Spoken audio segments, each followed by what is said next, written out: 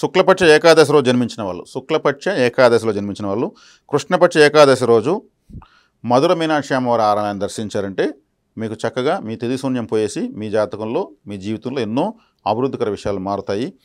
అదేవిధంగా మీరు ఎక్కువగా మధుర మీనాక్షి అమ్మవారికి నేను చెప్పినటువంటి తిథిలో వెళ్ళి వస్తుండండి, చక్కగా మీకు అభివృద్ధి ఉంటుంది. శుక్లపక్ష తృతీయలో జన్మించిన వాళ్ళు కృష్ణపక్ష తృతీయలో జన్మించిన వాళ్ళు శుక్లపక్ష తృతీయలో జన్మించిన కృష్ణపక్ష తృతీయలో ప్రాచీన శివాలయాన్ని దర్శించడం చాలా మంచిది. ప్రాచీన శివాలయాన్ని దర్శించడం చాలా మంచిది. కృష్ణపక్ష సప్తమి రోజు జన్మించిన వాళ్ళు కృష్ణపక్ష సప్తమి అంటే పౌర్ణమి తర్వాత 7వ రోజు శుక్లపక్ష సప్తమి రోజు కూడా ప్రాచీన శివాలయానికి వెళ్ళి వస్తే చాలు. ఇక్కడ శివాలయానికి వెళ్ళి రావడం, దర్శించుకోవడం, ఆరాధించుకోవడం చేస్తే చాలు. వీళ్ళకి ఇదే సింపుల్గా వచ్చింది. కృష్ణపక్ష చతుర్దశి రోజు జన్మించిన వాళ్ళు శుక్లపక్ష చతుర్దశి రోజు ఏదైనా ప్రాచీన శివాలయాన్ని కూడా దర్శించవచ్చు.